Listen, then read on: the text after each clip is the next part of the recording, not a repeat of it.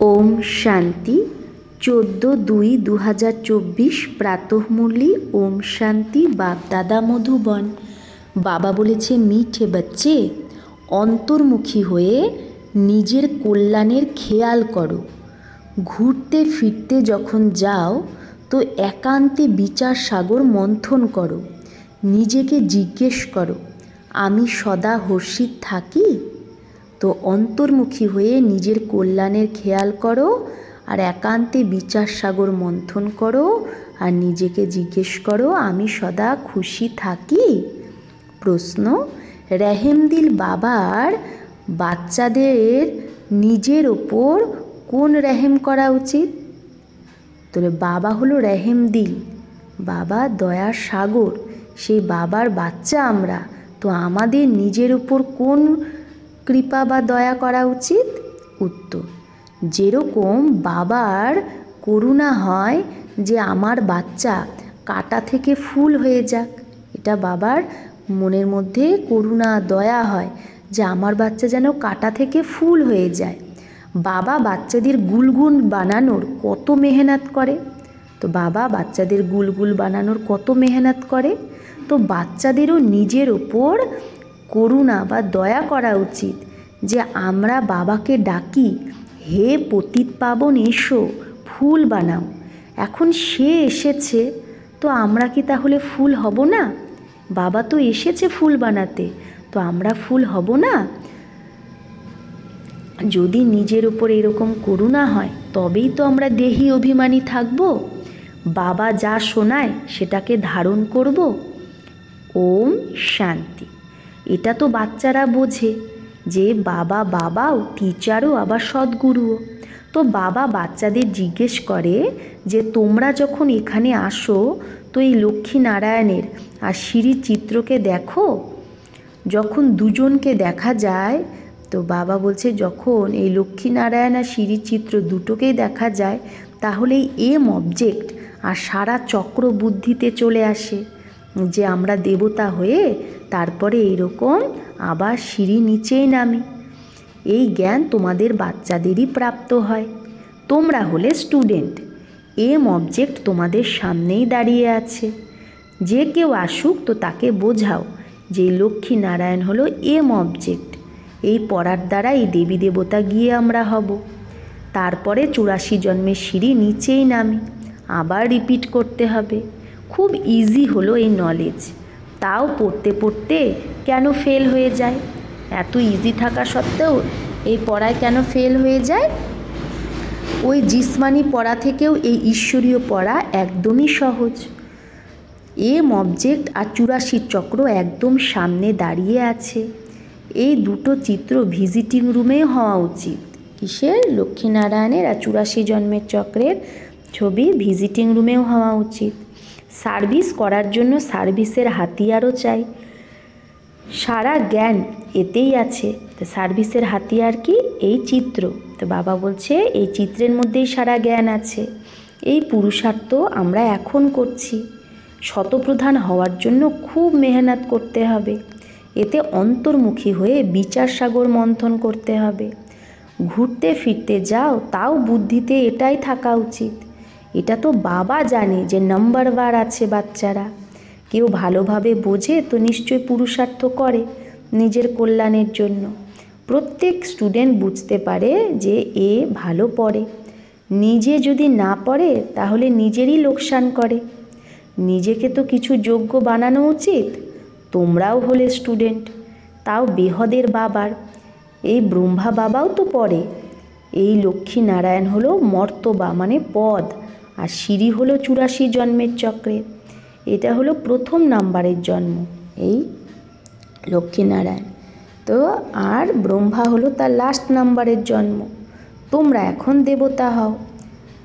ভেতরে এলেই সামনে এম অবজেক্ট আর সিঁড়ির ওপর বোঝাও। তা বলছে যখন কেউ সেন্টারে আসবে তো তাকে এম অবজেক্ট আর সিঁড়ি এই চিত্রের ওপর বোঝাও। রোজ এসে ইনকে সামনে बैठो, বলো রোজ এসে এর সামনে বসো ছবির সামনে, তাহলে স্মৃতি চলে আসবে। তোমাদের বুদ্ধিতে আছে যে বেহদের বাবা আমাদের বোঝাচ্ছে। সারা চক্রের জ্ঞান তোমাদের বুদ্ধিতে ভরপুর আছে। তাহলে তোমাদের কত হর্ষিত থাকা উচিত।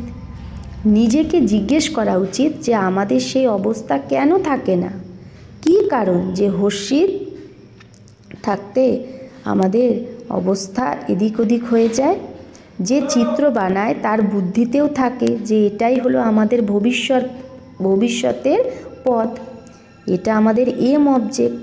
আর এই সিঁড়িটা হলো 84 চক্র। গায়নও আছে সহজ রাজ্য, সেটা তো বাবা রোজ বোঝায় যে তোমরা বৃহদের বাবার বাচ্চা, তো নিশ্চয়ই স্বর্গের বর্ষা নেওয়া উচিত। আর সারা চক্রেরও রাজ বোঝায়, তো নিশ্চয়ই সেটাও আমাদের ইয়াদ করা উচিত। আর কথাবার্তা বলারও ম্যানার্স চাই ভালো, চলন খুব ভালো চাই। চলতে ফিরতে কাজকর্ম করতে বুদ্ধিতে শুধু যেন এটাই থাকে যে আমি বাবার কাছে পড়তে এসেছি, এই জ্ঞানই তোমাদের সাথে নিয়ে যাবে। পড়া তো সহজ, কিন্তু যদি পুরো রীতি না পড়ো তাহলে টিচারের নিশ্চয়ই এটা খেয়াল থাকবে যে যদি ক্লাসে খুব ডাল বাচ্চা হয় তো আমার নাম বদনাম হয়ে যাবে, তাহলে আমিও পুরস্কার পাবো না, গভর্নমেন্ট কিচ্ছু দেবে না। এটাও তো স্কুল না, যদি আমাদের ডাল বুদ্ধি হয় তাহলে বাবারও কত কি নাম বদনাম হয়ে যায়। তো বাবা বলছে এখানে তো ইজাফার কোনো ব্যাপার নেই, গিফটের কোনো ব্যাপার, ইনামের কোনো ব্যাপার নেই, তাও পুরুষার্থ তো বাবা করায় না। চলনকে শুধরাও, দৈবী গুণ ধারণ করো, ক্যারেক্টার ভালো চাই। বাবা তো তোমাদের কল্যাণের জন্যই আসে, কিন্তু বাবার শ্রীমতে চলতেই পারে না বাচ্চারা। শ্রীমত বলে ইহা যাও তো যায়েঙ্গে নেই, শ্রীমত যদি বলে এখানে যাও সেবার জন্য তো যাই না, বলবে ওখানে গরম ওখানে ঠান্ডা। বাবাকে চেনেই না যে কে আমাকে বলছে, এটা বোঝেই না যে কে আমাকে এই শ্রীমত দিচ্ছে, দেহধারীকে দেখে ফেলে। তো এই সাধারণ রথই বুদ্ধিতে চলে আসে। ব্রহ্মাকে দেখছে, ভাবছে ব্রহ্মা বলছে, বা কোনো দেহধারী নিমিত্তকে দেখছে, তো বুঝতে পারছে না তার দ্বারা বাবাই বলছে। তো সে যে বাবা সেটা বুদ্ধিতেই আসে না। বড় রাজাদের কত সবাই ভয় পায়, বড় অথরিটি হয়। এখানে তো বাবা বলে আমি গরিব নিবাজ, আমি রচয়িতা, রচনার আদিমধ্য অন্ত জ্ঞান দিই, কিন্তু আমার এই রচয়িতা রচনার জ্ঞান কেউ জানেই না। কত ঢের মানুষ কীরকম কীরকম কথা বলে, কি বলে, ভগবান কি জিনিস সেটা তো জানেই না। তো ওয়ান্ডার না, বাবা বলে আমি সাধারণ তনে এসে নিজেরা রচনার আদিমধ্য অন্তের পরিচয় দিই। 84 এই সিঁড়ি কত ক্লিয়ার। বাবা বলে আমি তোমাদের এটা বানিয়েছিলাম, এখন আবার বানাচ্ছি। তোমরা পারস বুদ্ধি ছিলে, তারপরে তোমাদের পাথর বুদ্ধি কে বানিয়েছে? আধা কল্প রাবণ রাজ্যে তোমরা নিচেই নেমে এসেছো, এখন তোমাদের তমপ্রধান থেকে শতপ্রধান অবশ্যই হতে হবে। বিবেকও বলে বাবা হলো সত্য, সে নিশ্চয়ই সত্যই বলবে। এই ব্রহ্মাও পড়ে, তোমরাও পড়ো। এ বলে আমিও স্টুডেন্ট, পড়ার উপর অ্যাটেনশান দিই, অ্যাকিউরেট কর্মাতীত অবস্থা তো এখনও হয়নি। এই রকম কে হবে যে এত উঁচু পদ পাওয়ার জন্য পড়ার উপর ধ্যান দেবে না? সবাই বলবে এইরকম পদ তো নিশ্চয়ই পাওয়া উচিত, বাবার আমরা বাচ্চা তো নিশ্চয়ই মালিক হওয়া উচিত। বাকি পড়াতে তো উপর নিচ হয়। এখন তোমাদের একদম জ্ঞানের সার তন্ত্র পেয়েছো তোমরা, জ্ঞানের সার। শুরুতে তো পুরানোই জ্ঞান ছিল, ধীরে ধীরে তোমরা বুঝতে পারো। এখন বোঝো যে জ্ঞান তো সত্যিকারেরই আমরা পাচ্ছি। বাবাই বলে আজ আমি তোমাদের গুহ্য কথা শোনাই। ঝট করে তো কেউ জীবন মুক্তি পায় না, সারা জ্ঞান ওঠাতে পারে না। প্রথমে এই সিঁড়ির চিত্র থরেই ছিল, এখন বোঝো বরাবর আমরা এইরকম চক্র লাগাই, আমরাই সদর্শন চক্রধারী। বাবা আমাদের আত্মাদের সারা চক্রের রহস্য বুঝিয়ে দিয়েছে। বাবা বলে তোমাদের ধর্ম খুব সুখ দেনেওয়ালা, আমাদের দেবী দেবতা ধর্ম খুব সুখ দেয়। বাবাই এসে তোমাদের স্বর্গের মালিক বানায়। অন্য औरों के सुख का टाइम तो अभी आया है। তো বাবা বলছে অন্যদের সুখের টাইম তো এখন এসেছে, যখন মৃত্যুর সামনে দাঁড়িয়ে আছে। এরোপ্লেন, বিজলি আদি প্রথমে তো ছিল না, তাদের জন্য তো এখন এটাই স্বর্গ। কত বড় বড় মহল বানায়, ভাবে এখন তো আমাদের অনেক সুখ।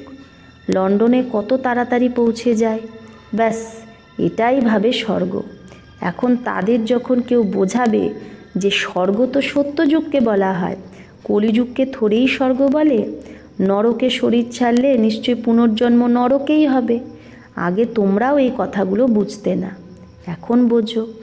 রাবণ রাজ্য আসে তো আমরা নিচে নেমে যাই, সব বিকারে চলে আসে আর সব বিকার আমাদের মধ্যে প্রবেশ করে। এখন তোমরা সারা জ্ঞান পেয়েছো, তো চলো না দিও তোমাদের খুব রয়্যাল চাই। এখন তোমরা সত্যযুগের থেকেও বেশি ভ্যালুয়েবল।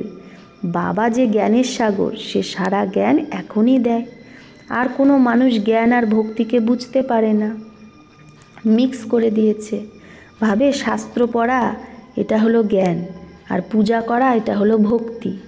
তো এখন বাবা গুলগুল বানানোর জন্য কত মেহনত করে। বাচ্চাদেরও করুণা হওয়া উচিত যে আমরা বাবাকে ডাকি, পতিতকে এসে পাবন বানাও, ফুল বানাও। এখন বাবা এসেছে তো নিজের ওপরও রেহেম করা উচিত। আমরা কি এরকম ফুল হতে পারবো না? এখনো পর্যন্ত আমরা বাবার দিলের সিংহাসনে কেন চড়তে পারছি না? কারণ অ্যাটেনশান দিই না।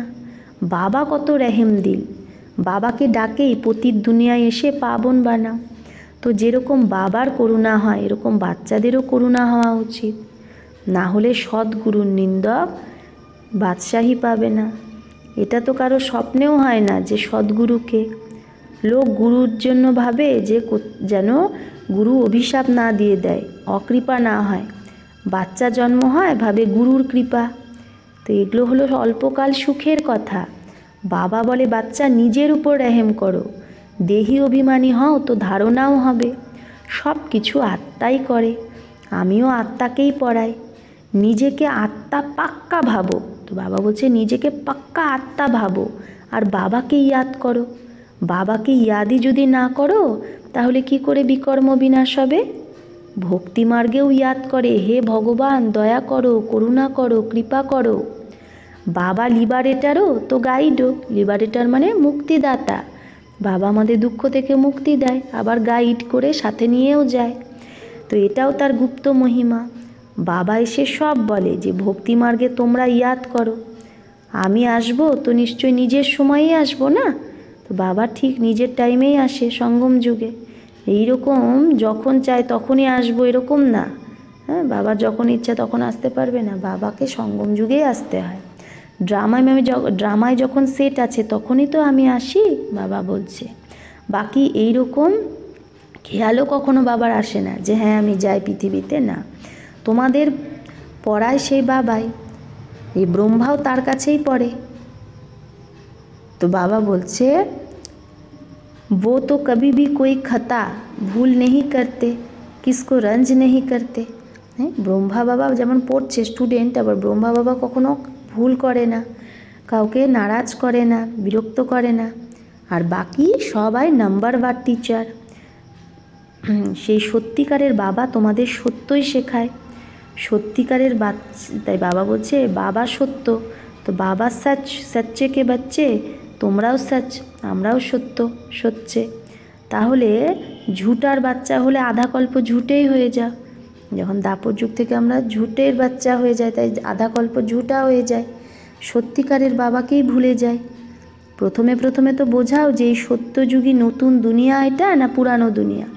তো মানুষ ভাববে এই প্রশ্ন তো খুব ভালো জিজ্ঞেস করে। এই সময় সবার মধ্যে 5 বিকার প্রবেশ আছে, সত্যযুগে 5 বিকার হয় না। এটা হলো খুব সহজ কথা বোঝার, কিন্তু যে নিজেই বোঝে না তো সে প্রদর্শনীতে কি বোঝাবে? সার্ভিসের বদলে ডিসসার্ভিস করতে থাকে। বাইরে গিয়ে সার্ভিস করা মাসির ঘর না, এটার জন্য বড় সমত চাই। বাবা প্রত্যেকের চলনেই বুঝে যায়। বাবা তো বাবাই, তাও বাবাও বলবে এটা ড্রামাতেই ছিল। যে কেউ আসুক তো ব্রহ্মা কুমারী কা সমঝানা ঠিক হে। তো বাবা বলছে যে কেউ আসুক তাদের ব্রহ্মা কুমারীরা বোঝানোই ঠিক। নামও তো ব্রহ্মা কুমারী ঈশ্বরীয় বিশ্ববিদ্যালয়, তো নামওয়ালা তো ব্রহ্মা কুমারীদেরই হতে হবে। এই সময় সবাই 5 বিকারে একদম ঘিরে আছে। তাদের গিয়ে বোঝানো কত মুশকিল হয়, কিচ্ছু বোঝে না। শুধু এতটা বলবে যে হ্যাঁ জ্ঞান খুব ভালো, নিজে বোঝে না। বিঘ্নের পিছে বিঘ্ন পড়তেই থাকে। তারপরে যুক্তিও রচতে হয়, পুলিশের পাহারা রাখো, চিত্র ইনশিওর করে দাও, তাই না? বাবা বলে যে হয়তো কোনো সেবায় অনেকে বিঘ্ন সৃষ্টি করে, তাই বলছে যে যুক্তি রচো, পুলিশের পাহারা রাখো, চিত্র ইনশিওর করে দাও। এটা হলো যজ্ঞ, তো এটাতে তো বিঘ্ন অবশ্যই পড়বে। সারা পুরানো দুনিয়ায় এই যজ্ঞেই সোয়াহা হবে, না হলে যজ্ঞ নাম কেন হয়েছে? যজ্ঞে সোয়াহা হতেই হবে। একে রুদ্র জ্ঞান যজ্ঞও বলে, জ্ঞানকে পড়াও বলা হয়। এইটা পাঠশালাও তো যজ্ঞ, তোমরা পাঠশালায় পড়ে দেবতা হও, তারপরে এই সব কিছু এই যজ্ঞে সোয়াহা হয়ে যায়। তো সেই বোঝাতে পারবে যে রোজ প্র্যাকটিস করতে থাকে। যদি প্র্যাকটিস না করে তো সে কি বলবে, সে কি কথা বলতে পারবে, কিভাবে বুঝাতে পারবে? দুনিয়ার মানুষের জন্য তো স্বর্গ এখনই, অল্পকালের জন্য। তোমাদের জন্য তো স্বর্গ আধা কল্পের জন্য হবে। এটাও ড্রামা বানানো আছে। বিচার যদি করা যায় তো খুব ওয়ান্ডার লাগে। এখন রাবণ রাজ্য শেষ হয়ে রাম রাজ্য স্থাপন হয়, এতে লড়াই আদির কোনো ব্যাপারই নেই। এই সিঁড়ি দেখে লোক খুব ওয়ান্ডার খায়। তো বাবা কি কি বোঝায়? এই ব্রহ্মাও বাবার থেকেই শিখেছে, যেটা বোঝাতে থাকে। ব্রহ্মা বাবাও বোঝায়, বাচ্চারাও বোঝায়।